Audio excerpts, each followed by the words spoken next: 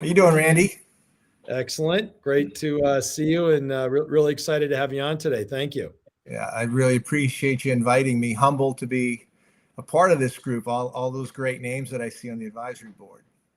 Awesome. So this is episode number 111 of Tech Sales Insights. If you want to go back and see any of the prior ones, you can go to salescommunity.com and see in the prior ones. And then you can also see going forward. Interestingly enough, we're actually booked out 25 months till I think March of 2025.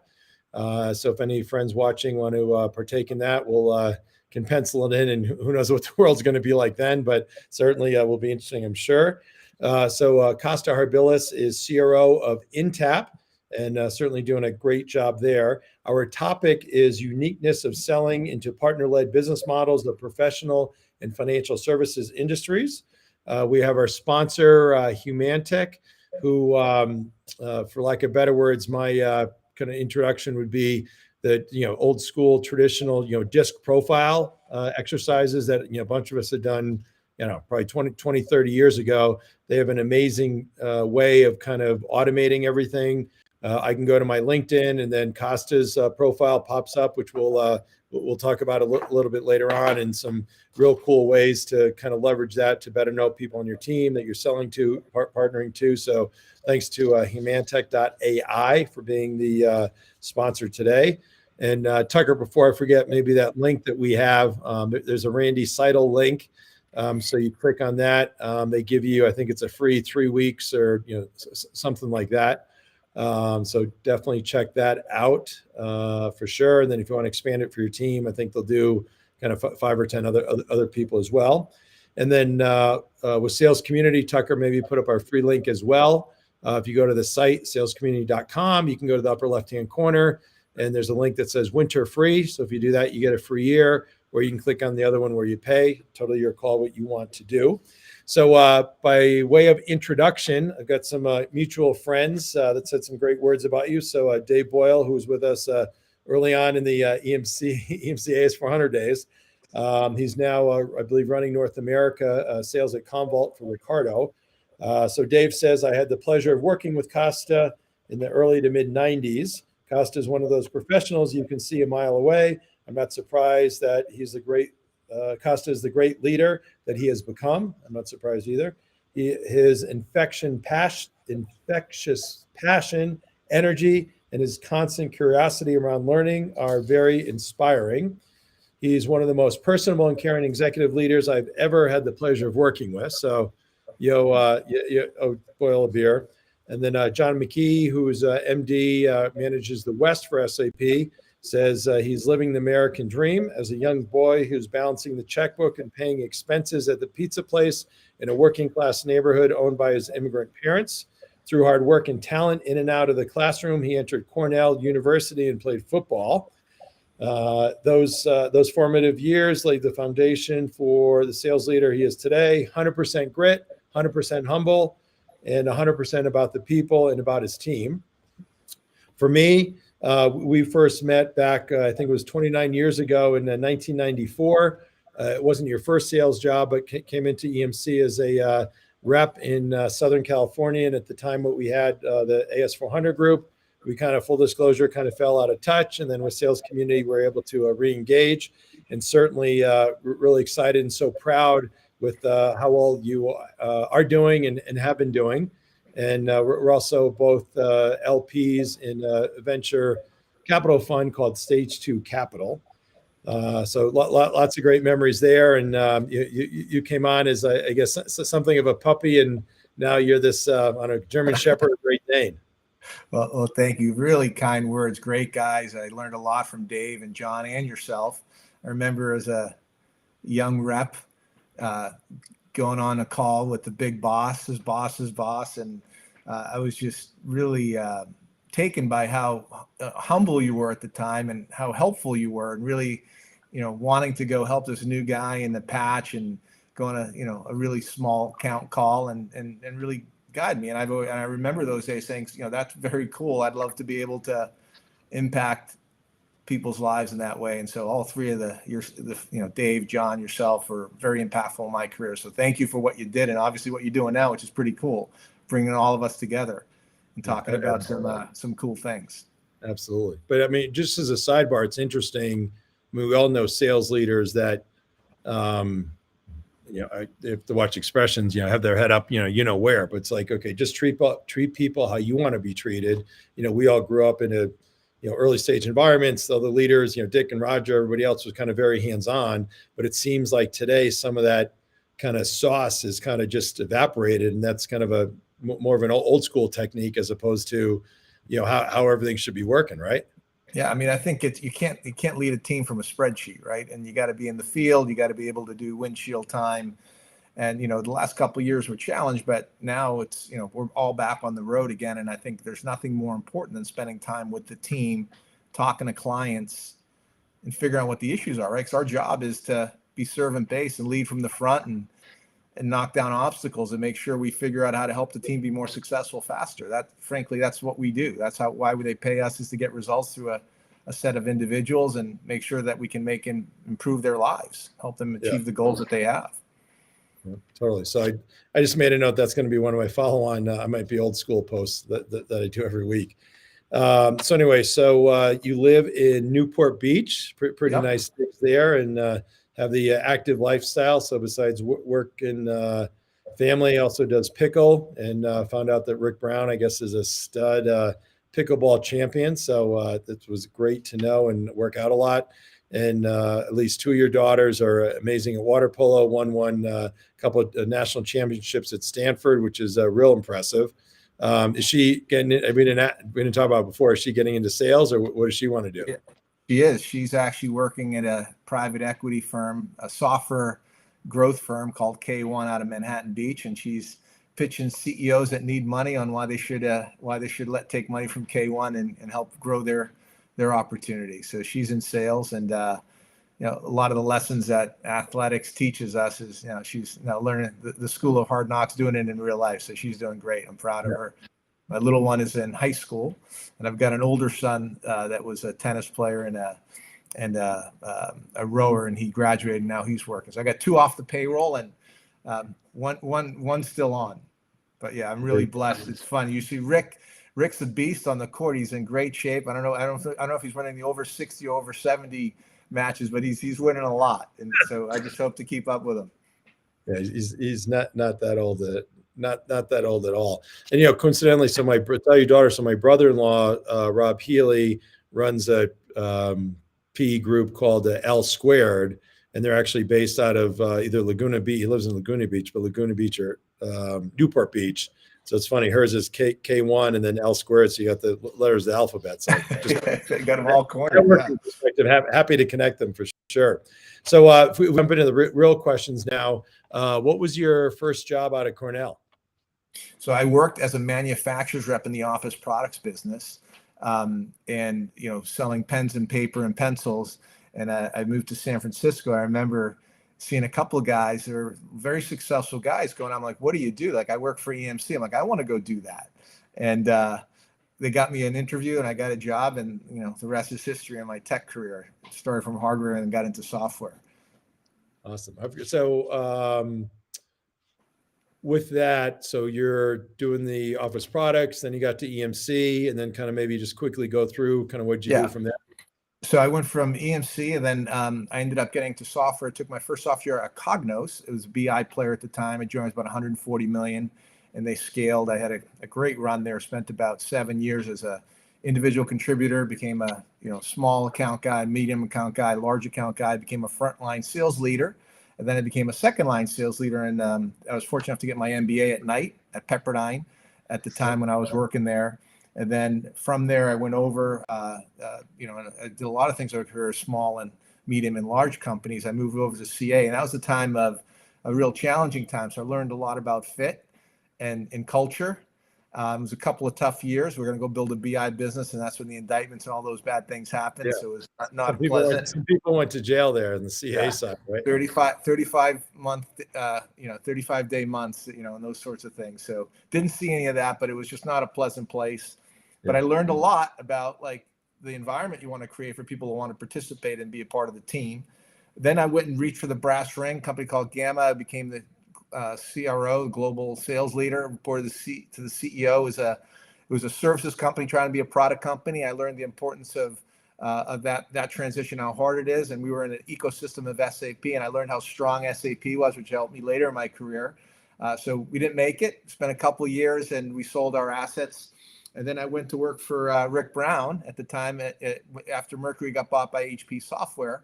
And he gave me, I was looking to go do something entrepreneurial again. And he gave me a good talk about, you got to get a big company background, learn a lot. And so I came in and I had 5 roles in 7 years, did a lot of cool things, went from a frontline leader all the way to the chief operating officer in North America, helped to do some due diligence on a company that we acquired, ran that business globally, and learned a lot about, organizational structure and creating go-to-market teams. And so that was a great experience. Did another startup at Prediction. A buddy of mine was a VC, had invested some money in a company in Orange County, IoT on the edge, which was fun. I was a CRO. We spent a lot of money, and I learned the importance of product market fit. Didn't make it, sold our assets. And, one of the guys, the CRO at HP Software at the time, Mark Furr, I think is part of the community, was the COO at SAP and recruited me over. And I became the COO in the West. It was a couple $1 billion business. And that's where I worked underneath John McGee, who was a really great leader. And, I learned about, I thought SAP was the best large company on the planet, best enterprise software company, admired Bill McDermott, what he did, and the passion of a $30 billion company that would dig into deals, and CEOs that go on sales calls. And, it was just amazing. And had a great run with John, and I got promoted to be the GM North America for the cloud ERP business. And I was happy, didn't think I was going to ever change. I had found my niche. I was making a lot of money. I loved the company, loved the team. And, but I always had this itch to can I take a company, go public? I'd failed a couple of times. I had a nice run at some spots, but, saw some buddies. I'm like, I'm as smart as that guy. How come I can never get it done? And a recruiter called me about Intapp. The time was sub 100 million, selling into legal tech and accounting consulting. And, I didn't think I was going to ever take a switch. Right. And so, but I talked to the guys, I'd take the call. I had a lot of demand of what I would have to do to make the move. And the reason I went over to Intapp is, number one, the people and the culture. I love what they did, bootstrapped it. A couple of guys from UCLA and Stanford started this thing and took no venture capital, bootstrapped it, became profitable, took on some private equity money to take some early founders out and do some acquisitions, but love the people, the culture, intellectually curious, collaborative. Love the market opportunity. Vertically oriented SaaS is very hot, and Viva and Guidewire had made it. And so it wasn't recreating the wheel. We felt that this was a space of underserved clients. And we'll talk a little bit about that more, about the professional and financial services partner-led businesses. And then the issue they had, I thought I could help solve. I couldn't make a product, couldn't set up an environment to go build something different, but I could build an organization and a sales culture. And I could help take a team that was selling point solutions to IT and sell, enterprise-wide platform deals to the owners of the firm. And so that's why I took the job. We were sub 100. And the goal when I got hired was to build this organization and help us scale to about 300 million and go public. And that was about 4 years ago. And it's happened. We went public at June of 21 and been public for 6 quarters, and we're over 300 million today. And it's been a great run, and the future is very, very bright for us. So I'm excited about being here. Awesome. So great. And so many great people there that, Mercury DNA, you had Sue Barsimian, Tom Hogan, Mark, you mentioned, Rick Brown, I think Keith Milano, just so many great people. Mark, you mentioned, went on to be, I think, CRO of Citrix, and he's on the board of Drift and, some other companies, just great folks there for sure. So with kind of one or two of those companies that, kind of, for lack of better words, blew up, a lot of times I always find you learn more from those situations than the ones that were kind of rocket ships. Any kind of takeaways or lessons learned from those train wrecks, or whatever you want to call them? Yeah, I think culture, right? Like, what does the company believe? Why do they exist? How do they operate?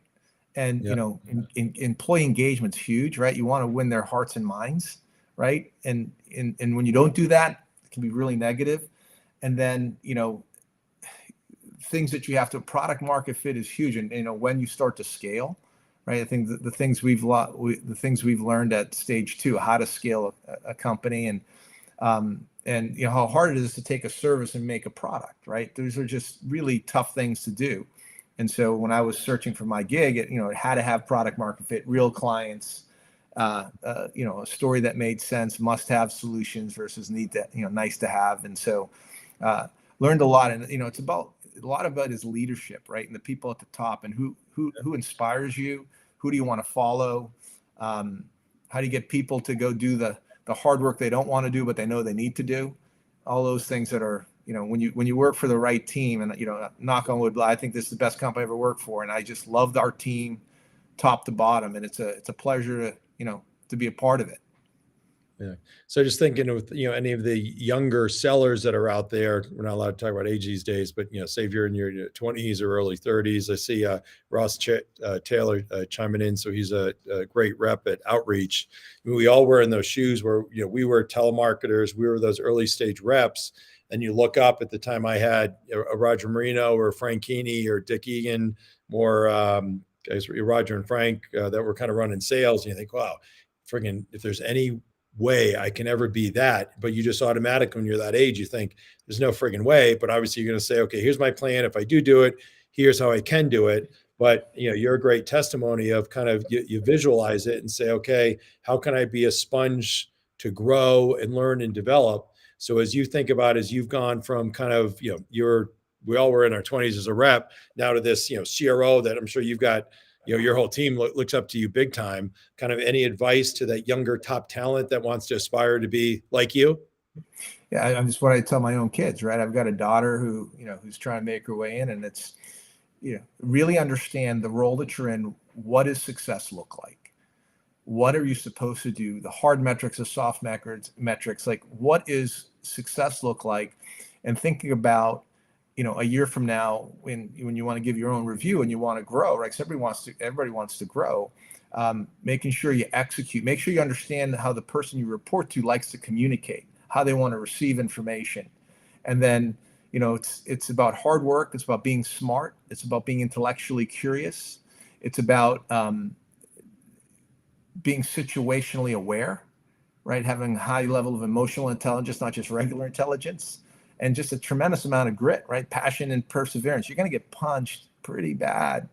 It's going to be, it's not easy what we do, right? A lot of people say no, and you got to be able to know and understand how to react to that. So just the ability to show up, work hard, work smart, be able to be coachable and adaptable, right? Because just getting comfortable being uncomfortable is huge, right? Because what we're asked to do is different today. Like we did this for a couple of years on the screen. Who would have thought you could sell like this and do big deals, right? I would have never, I would have thought you were crazy. I would have never said there's no way in hell I'd ever be doing a podcast. Exactly, right? Like who would have think, like, I'm really nervous today getting on the phone. Like, what's he going to ask me? Like, how's this going to go? Am I going to look dumb but like, I'm pretty uncomfortable doing this, but it's going to help me grow as a leader. And so I'm excited about doing it, but a little bit nervous. So that's the advice I give. Just stretch yourself and, don't do the hard things. It's going to make you better. Yeah. I mean, just, talking about being authentic, right? I mean, showing up, you're this big exec and saying, hey, yeah, I'm a little nervous. Like, so, anybody else that's, watching or doing things. I mean, we all remember our first sales calls, right? You're like doing, what in your pants saying, oh my God. And then you can't even talk, right? It's like, but obviously you evolve and you go from there. And then another interesting thing you said was, kind of around, feedback, performance management these days that a lot of companies seems to be kind of almost like a lost cause. So some of the advice that I give to people are, hey, if your company's lousy at it or your manager's lousy at it, you've got to own your own performance plan. You have to own your own feedback. So making sure you go to your boss, or you go to your manager or anybody else you're on sales calls with and say, hey, can I have any feedback? What can I do different or better? Kind of what do you do around that area? I think so. In the old days, it was called windshield time. You prepare before the call, you come after the call right away. Everybody's in the call, you debrief. What went well? What didn't go so well? Did we, was it what we expected? What did we learn? What did we change? Right? Because you adapt all the time. I mean, we do advisory boards and we have a plan with our clients, and it doesn't go so well, and you got to change it up for the next one, or you kind of nail it.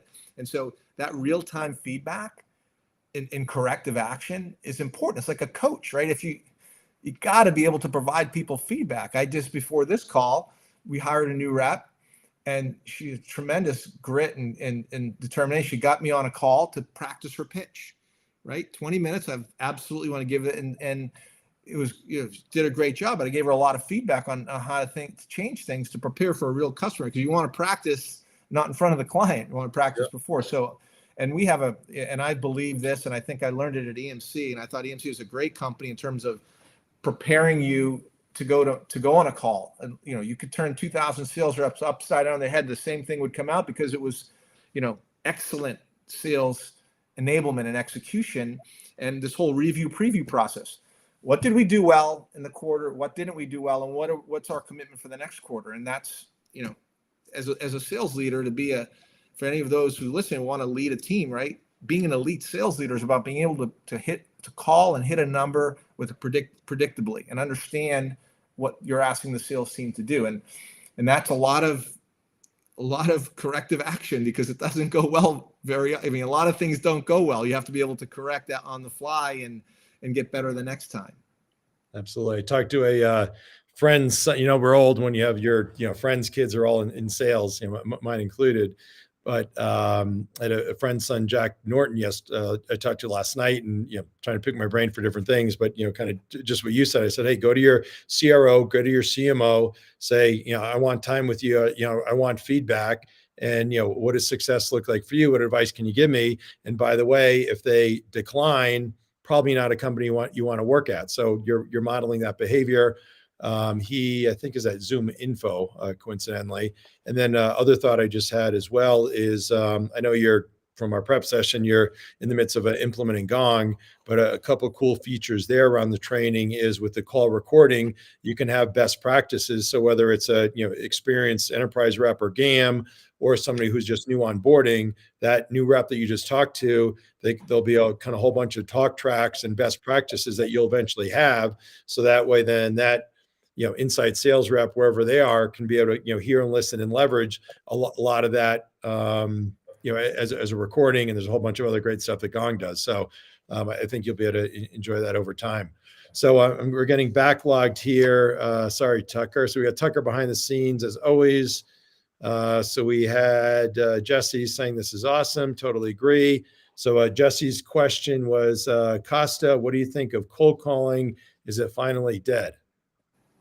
Well, I don't think it is. And, we have a team that does outreach. You got to reach out with email and phone. I think it's about being effective in what you say when you get someone. I get cold called a lot. And, I can tell you when I give more time is when they do an effective job of understanding that they know who the heck I am.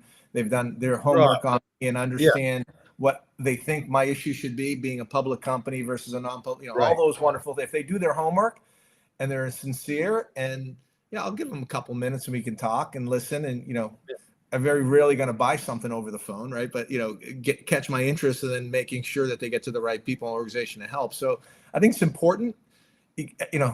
Pipeline is lifeline. You need funnel. You got to figure out a way to get new clients to want to have a conversation with you. And so I think that's one mechanism. I don't think it's going to die. There may be some other effective ways, SEO and digital and other pieces that come. But yeah, you got to get people that do that. Totally. And then especially you can leverage, which, any company that's, starting to get new customers, just kind of reference checking, right? Just, again, it's an old school thing. And that is another great idea from it might be old school reference cell is, when you're talking to somebody, okay, who else do you know? Who else would be interested in this? Which seems to be, so it's a, that's a, probably a warm cold calling type thing, but something that, likewise, I think is really lost these days a lot. Okay, so now let's see. Ross Taylor says cold calling will never be dead. And then Michelle says, hi, Costa, I'm an aspiring CRO. Awesome. Currently an SDR. Love that.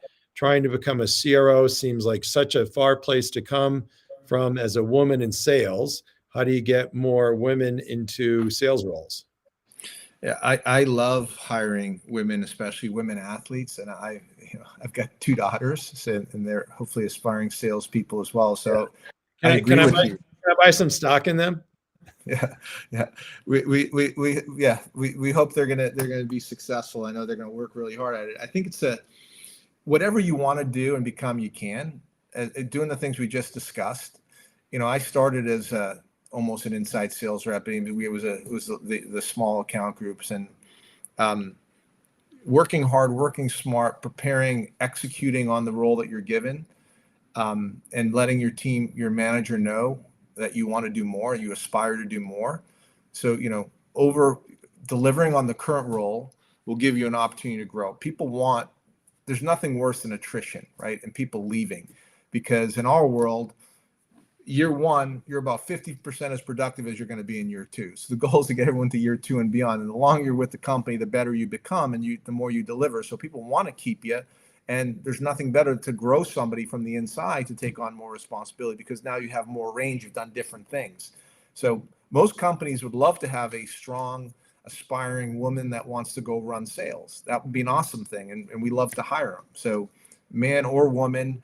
But I just think that if you do the things that you know to do, you're going to have a great career, and get some mentors that want to help you. Don't be proud to ask. Don't be afraid to ask. And that's our job. Our job is to help our team get better. And they love to, people have mentored me all the way through my career, and the kind words that John said about me earlier. I mean, those I was very thankful for the time he took in developing me and helping me take a role, even though I left his org and went to another org, because he wanted to see me grow. Yeah. So I think Michelle, some of the comments that we had before around, anybody, if you take a look at the path that Costa and I had, you can definitely get there. And I think in terms of women in sales, you kind of there is what there is now. I always say, hey, we have to go back into the college ranks and say, hey, this is a great profession. Women can easily be, much better than men. And then the next thing I'm about to say is probably controversial, but I'd argue it's much easier to become a CRO now than it's ever been, as a woman, just because everybody's so starved for that diversity perspective. So I think you almost have this is not going to come out right, but you have an unfair advantage versus others. So take advantage of the opportunity, be a sponge, learn, develop, kind of figure it out. All the things that we just that we just talked about. So certainly sky's the limit, and we both know lots of women over the years that are fantastic. Definitely need more of them. Rick says, don't be nervous. Ross says, on fire. Thanks for that. Rick says, ask Randy about his throne in the beer. So this is our the house, and this is actually I have another office where I go to, but for whatever reason, Tucker and I have found this spot is kind of the best for signal strength. So thanks, Rick. Appreciate that. Love you too. Rick, thanks the compliment. Rick says, amen, Ross Taylor. And then Rick says, in the early days in EMC, we called those sales call debriefs curbside conferences. Absolutely. And I think that can just to reinforce again, I mean, every single sales call I would go on, I was at HP. We did a lot to try and change the culture, focus, sales calls amongst a lot of other things. And then I'd go on a sales call and I'd say, do you have any feedback for me? And the person would be like, what do you mean? I've never had an executive ask for feedback. Like, absolutely.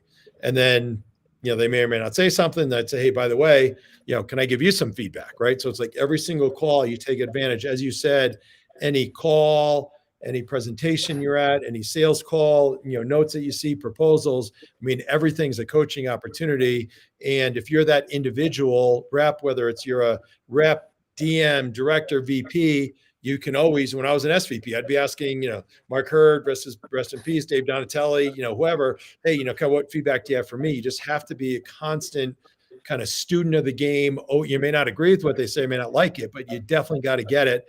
And likewise, then kind of put that perspective back down. And then Ross, so thanks, Rick. Ross says, being a business that covers so many verticals, legal, financial services, accounting, consulting, et cetera, there's actually a lot you don't cover. How do you stay up with all the trends going on within each one? So you really need to be deep, maybe cover I think it's kind of the legal, the financial services side where you are, but because you're only in a small amount, I would imagine you have to be really, really deep, as opposed to if you're Ross at Outreach, you go across every industry and you're not expected to be the expert. So how do you make sure you're the expert? Yeah, so that's a good point. And I think that's part of the value prop of our company. when I didn't know much about the partner-led professional and financial services industries, really the six verticals we focus on, before I got into it. And I had worked at a lot of different companies, and the large horizontal players aren't good in this space. There's a reason for that, because, I'll kind of transition into what's the difference. And this, I think, is a great segue into like the professional and financial services, how they're different. We might as well talk about the topic at some point here, but so go ahead. Yeah. So when Randy was asking me, what do you want to talk about? I'm like, there's a lot of really smart guys and gals that have done a lot of like, what should I talk about? And so this was unique because I didn't understand it. And I got hired in to be to lead the sales team, and I didn't know it. Right. So I had to learn it really quickly. And what I've discovered is that in this world of legal, accounting, consulting, private capital, investment bank, and real estate, they're different because they don't make a product, right? So like if you think about everything else, we make software and other whether you're making kitchen appliances or what have you, you make stuff. In this world, the product is the knowledge and experience that these people have to try to drive an outcome, right? So and it's teams that come together to go pursue something because they have the experience. Someone's looking to do structured finance or a leveraged buyout, or they want to buy or sell a company who's done in my industry these deals. So that's what you're selling, that I can help you accomplish what your goal is. And so different. So it's a different set of skills since you don't make things. That's number one. The next thing that's really different about these businesses is how they're organized. In most companies, there's a C-suite, few people. They're focused in department. They make a decision. And think of a law firm. More than half the people are lawyers and partners that actually do the work, and they own the firm, right? And it's a cash-based business. They distribute all the profits at the end of the year. And there are business service suite professionals work at the pleasure of the partners. And there's a lot of people who can say no because they own the firm. And it's very different. It's different from that structure, what they make, how they're structured. The ecosystem is very complex and of these investors and advisors, and the relationship strength that you trust that person and they're the repeat business, and be able to cross-serve them with more practice areas if you're successful is huge.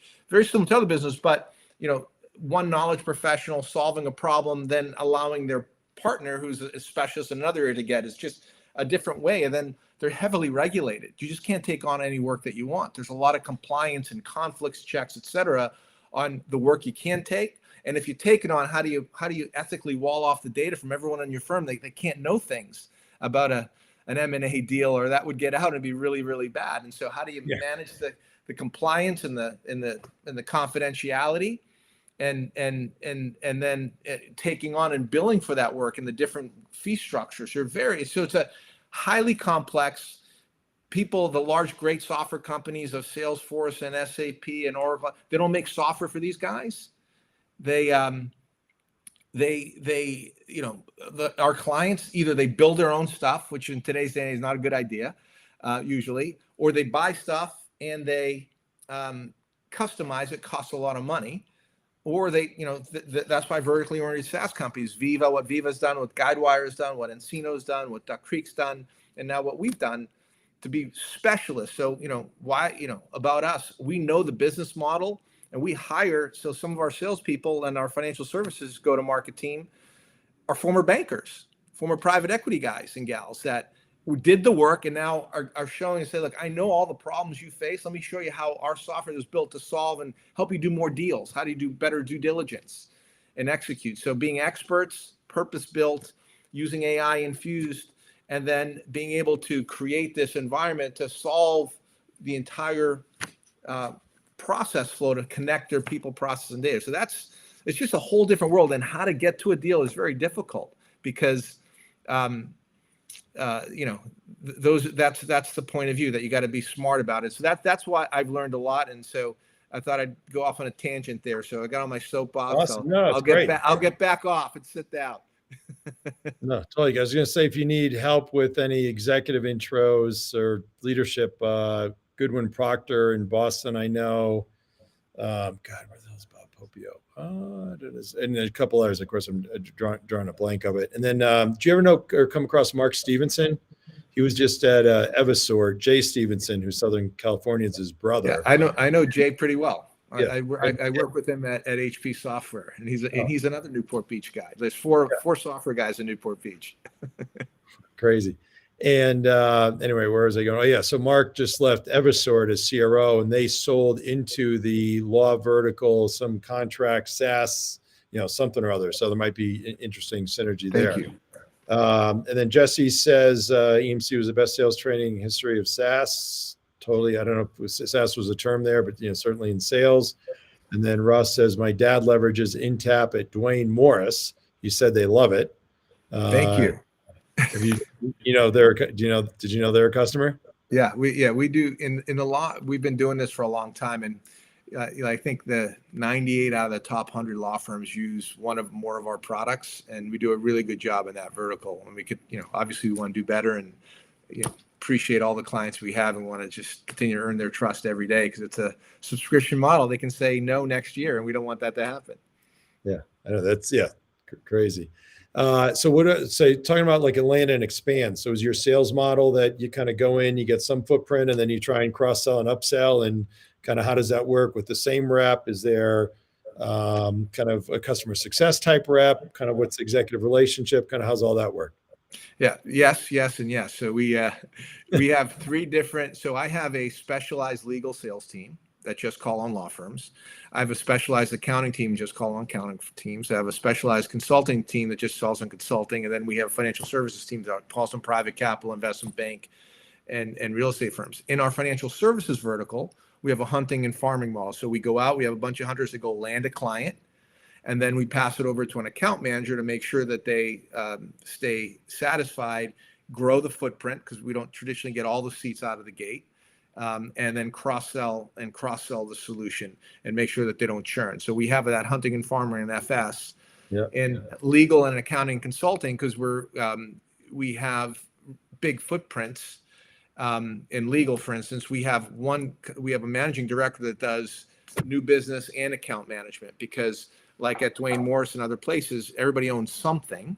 And the goal is to expand, right? So our goal is to plan proactively with that client, understand what they're trying to accomplish over the next 3 years, delight them with the existing software that they own from us and the experience, protect and never churn. We have world-class churn metrics, like retention is awesome for us, and then we earn the right to grow. So we have a plan.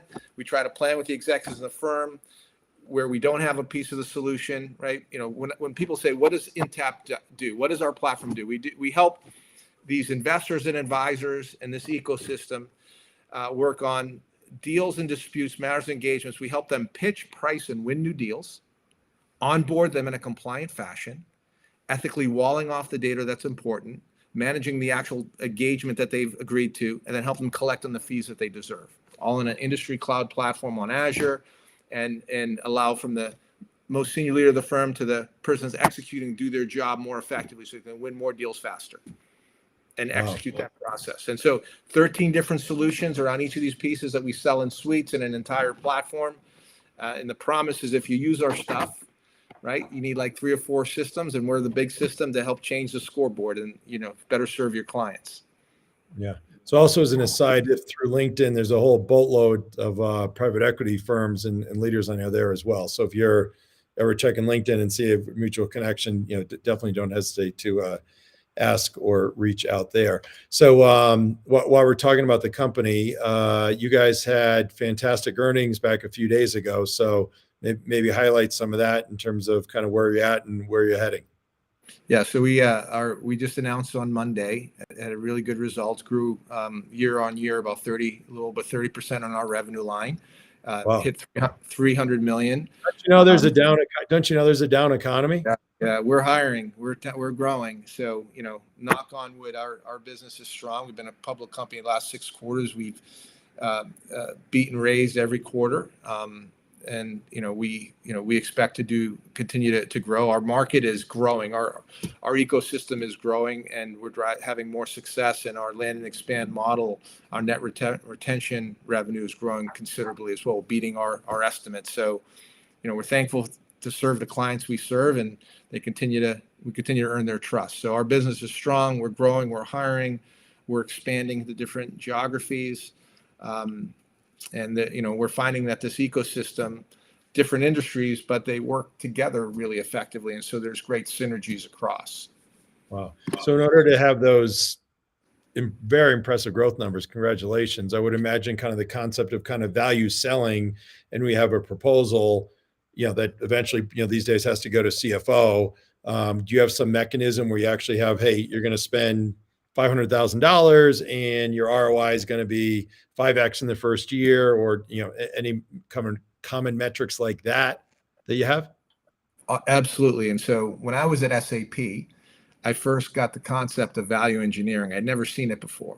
I know we had like ROI stuff growing up selling, but Bill McDermott had instituted this a while ago. And how do you sell boring ERP software to CFOs? You got to make sure that you're going to help them be able to justify it. And so I brought a partner of mine over, and we built a value engineering department. And I'm a huge believer in value-based selling, and I don't believe you can sell anything unless you have a great. Nobody wants to buy a thing; they want an outcome. And so we have to have a case for change. I mean, you have to understand the current state, why it's not good enough. So, why they're going to buy anything. You build the case, and you differentiate why you're the solution of choice, where you've done it successfully in the past. And then you got to figure out the compelling event and why they can't wait, why the value is so impactful. They got to do it now. And so we follow a med pick process. John McMahon and the force management guys are the goats of enterprise software. I'm bought in hook, line, and sinker, and we do that on every engagement. Because when I do deal reviews, that's the conversation. Like, why the heck are they going to do anything? I don't understand why they're going to spend a nickel, right? You got to spend a nickel, you got to get a dime back in less than a year, and you got to be able to demonstrate that you've proven it before, and you have to have referenceability to go do that. And if you do that, you got a great shot at winning. If you don't, you're going to discount a lot and hopefully get a deal someday in the future. But, and you got to have a champion to help you drive that across the line. If you don't, it's really hard to sell in this environment. Yeah. I mean, I always say, if you're, going back to our Jeff Goldberg days, rest in peace. If you're in the elevator with the CFO for 30 seconds, what are you going to say? It's not a bunch of techno mumbo jumbo. It's all around the increased revenue, save money, have more profit, case of compliance, stay out of jail. But it's kind of those types of things. It's not a whole bunch of techno mumbo jumbo at all.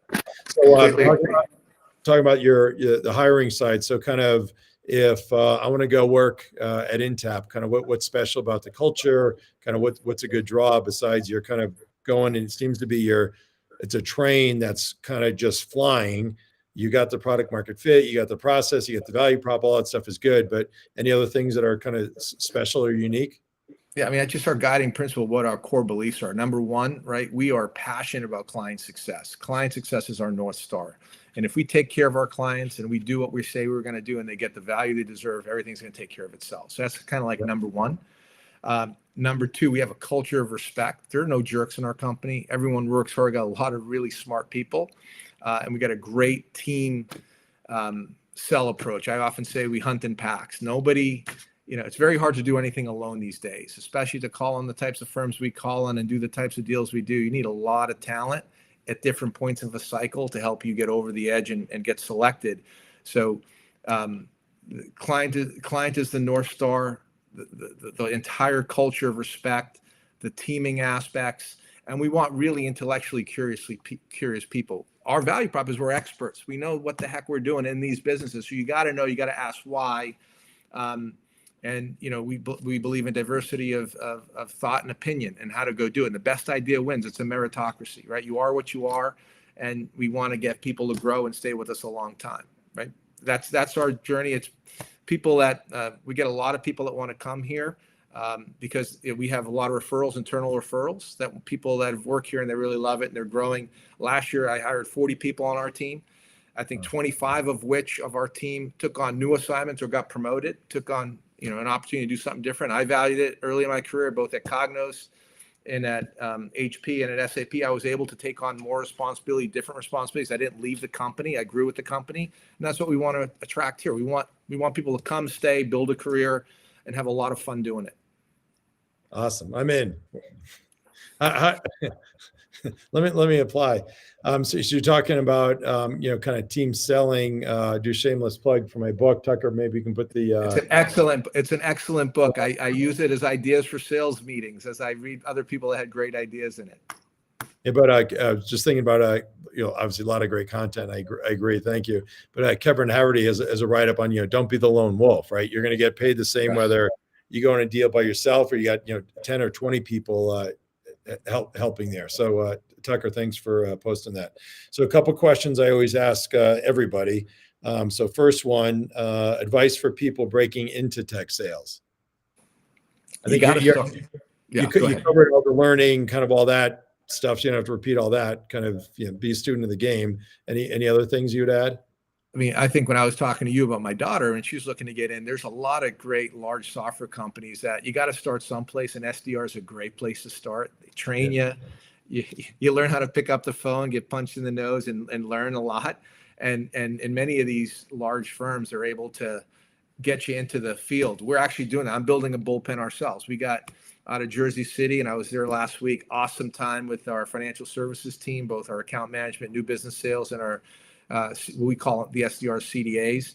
A lot of energy. So we're hiring kids out of college, giving them their first job, teaching them, growing them, and then giving them an opportunity to get in the field as a junior rep, right? And we're doing it. And I know, you think about Oracle and Dell and ServiceNow and SAP and others. There's a lot of great companies to go start your career, learn a lot, get trained.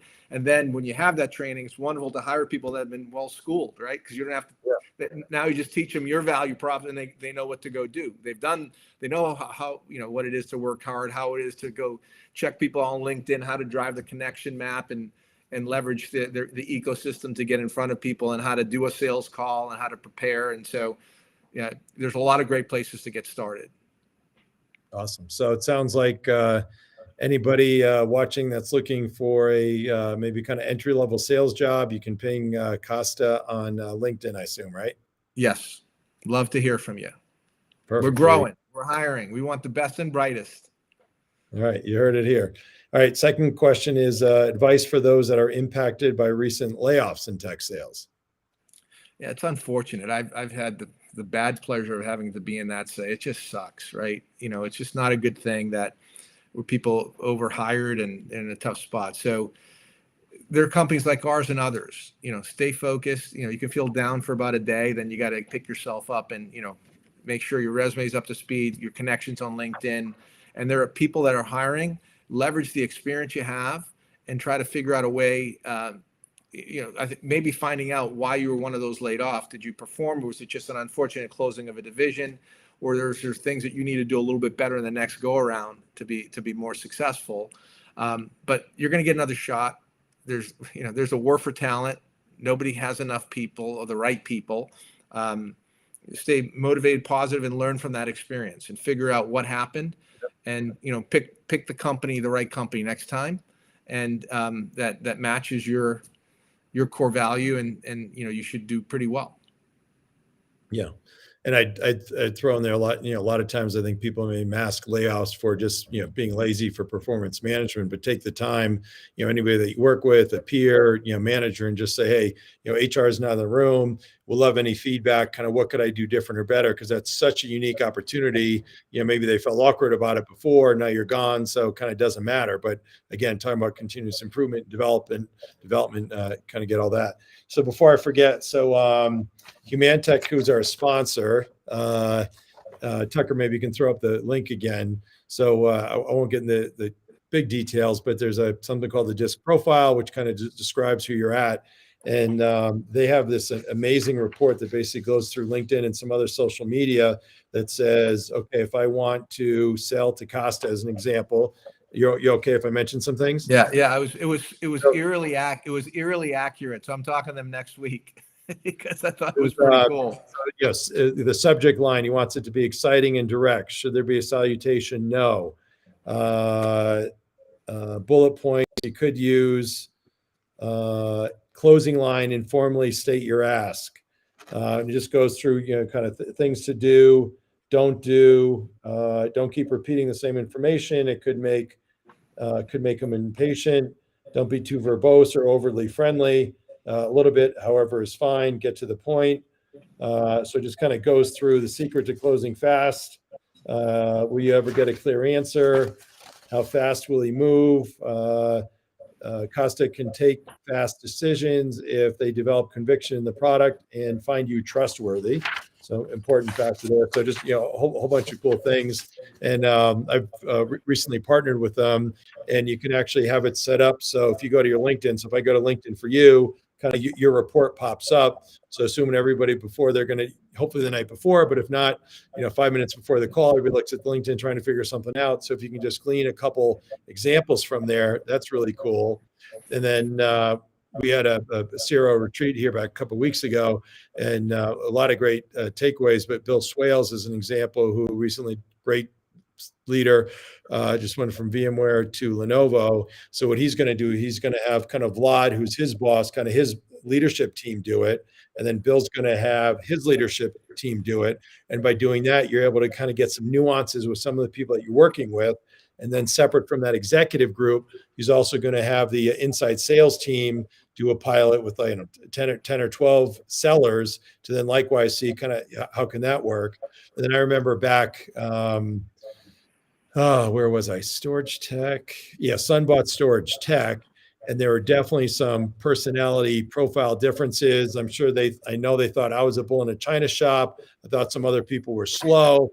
And we did this exercise. We got in a room, both leadership teams, and based on the profile, everybody went in their quadrants. So you had Anthony Robbins and me, who's a awesome Fed sales go-to-market leader, who's I think NVIDIA now. So he and I were like in one extreme corner. Everybody else was kind of spread across, but then it helped them appreciate to say, okay, Randy's not an asshole, just kind of here's his personality. And I thought, okay, they're not totally slow. They just kind of need to be a little bit more thorough. So lots of great applications and really cool. So Tucker, maybe if you can just kind of repost that link, and people can go up, pull their own profile for free, and kind of get other kind of temporary 3-week ELAs if they want for their team.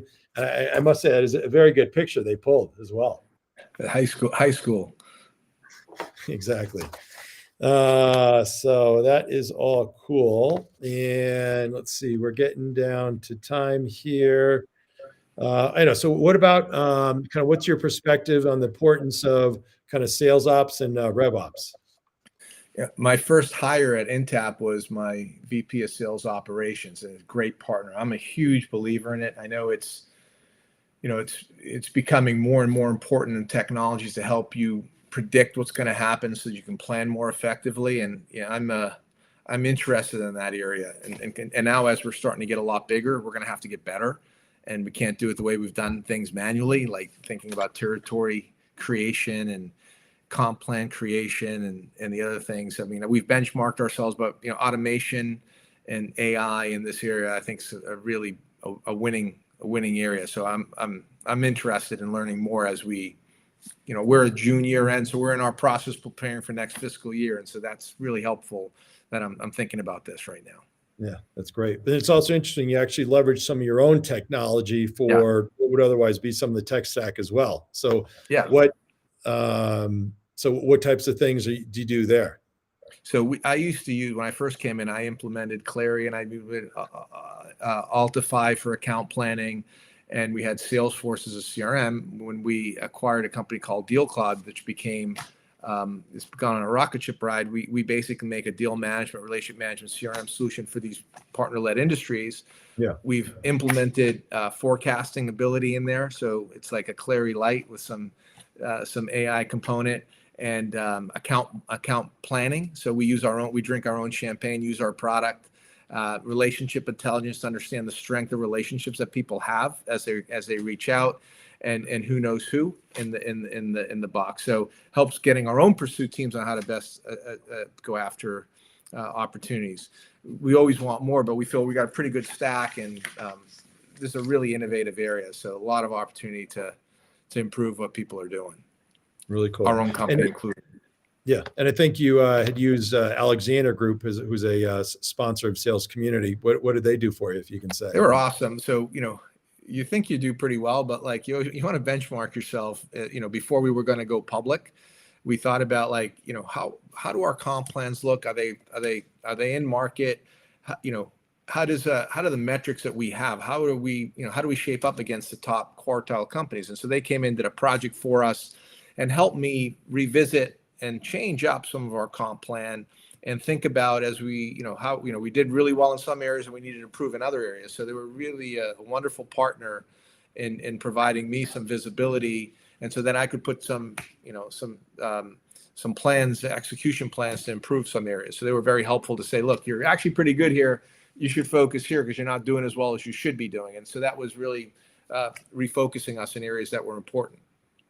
Yeah. I mean, I kind of put them in the bucket of kind of the blue collar Bain and McKinsey that can really just do great things, all that kind of go-to-market consulting, get rid of the fluff, a whole bunch of great areas. And then I think you've also, you're not really familiar, haven't met with anybody from Gong, but you're also in the midst of implementing Gong as well, correct? Yeah, our CDA team is implementing Gong, and they're early in the days, but we believe there's some applicability to the field sales team. We're going to run, initially see how it goes. I'll engage and see what we do because we're always adding capabilities and trying to get better. So I think that's probably in the future for us. Awesome. And maybe almost the last question. You've been amazing. Thank you so much. And thanks everybody that's been commenting, asking questions. I always like to say, for people who've known for a while, any PG Randy story you want to share? I missed some of the wonderful stories I've heard our mutual friends talk about, but the stories I just remember is, when I was early in my career at EMC and you taking a visit and just being out on calls and, just the genuine interest you had in the guys and the gals, it's just talking to them like there was a nobody, right? And I remember went on calls and took time to me, and it left a very big impression that a guy 2 or 3 or 4 levels up did the work, understood the work. And so that's kind of ingrained in me. It's not really a story, but just, an impression you left upon me to be the same way, to understand what the team does.